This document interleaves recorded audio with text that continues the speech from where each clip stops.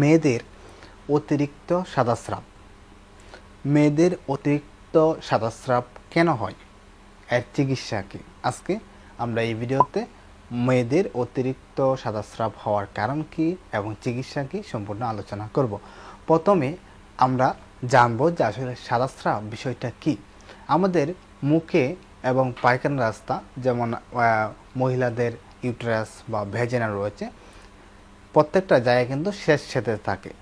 তবে শ্বেতের পরিমাণটা যদি একটু বেড়ে যায় তাহলে সেটাকে বলা হয় যে মাসিকের রাস্তা দিয়ে সাদাস্রাব বের হচ্ছে। যদি এরও বেশি বের হয় তাহলে এটা অতিরিক্ত পরিমাণ সাদাস্রাব বের হয়। এই সাদাস্রাবটা কেন হয়, কারণ কি? সাদাস্রাব হওয়ার প্রথম কারণ হচ্ছে যদি একজন মেয়ে পিউবার্টি বা তার মাসিকটা শুরু হয়েছে, সে মাসিক শুরু অবস্থায় হাইজিনটা ভালোভাবে মেনটেন করতে পারে না, সেই জন্য হাইজিনিটি সমস্যার কারণেও এই সাদাস্রাবের সমস্যাটা হয়ে থাকে। যাদের মাসিক 2 মাস 3 মাস পর পর হয় তাদের হতে পারে। যাদের মাসিক মনে হচ্ছে যে বন্ধ হয়ে যাবে মেনোপজ, এটাকে বলা হয় মেনোপজ, হতে বন্ধ হয়ে যাবে তাদের এই সমস্যাগুলো হতে পারে। যাদের যেই মহিলাগুলার ওজন অনেক কম, দেখবেন বিভিন্ন গবেষণায় দেখা গেছে যে মহিলাগুলার ওজন অনেক বেশি কম বা স্বাস্থ্য একেবারে দুর্বল, তাদের এই সমস্যাগুলো হতে পারে।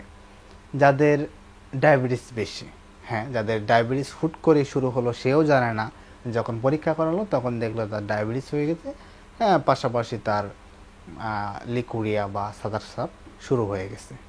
এছাড়াও কিছু ইনফেকশনের কারণে হতে পারে, যেমন ফাঙ্গাল ইনফেকশন কারণে হতে পারে, ব্যাকটেরিয়াল ইনফেকশন কারণে হতে পারে। মহিলারা ঠিক মতন মাসিকের সময় প্যাড ইউজ করে না, ময়লা কাপড় ইউজ করে বা কাপড় ইউজ করে, সেক্ষেত্রে এই সমস্যাগুলো সবচেয়ে বেশি হয়ে থাকে। কখন বুঝবেন যে মাসিকের সময় বা মাসিকের আগে পরে বা যদি আপনার সাদাস্রাব যায় তা সেটা বড় ধরনের কোনো সমস্যা কিনা? যদি সাদাস্রাব যখন যাবে তখন যদি একজন মহিলা রিলেশনে যায়, যদি ব্যথা করে, প্রচণ্ড পরিমাণে চুলকায়, তলপেটে ব্যথা করে, হালকা বমি বমি ভাব হয়, তাহলে বুঝবেন যে এটা সাদাস্রাবের পাশাপাশি অন্য কোনো রোগকে সে ইন্ডিকেট করতেছে। সো নর্মালি যদি আপনার সাদাস্রাব হয়ে থাকে তাহলে আসলে চিকিৎসা কী? চিকিৎসা হচ্ছে, আপনার যদি ডায়াবেটিস থাকে তাহলে ডায়াবেটিসের চিকিৎসা অবশ্যই করাতে হবে।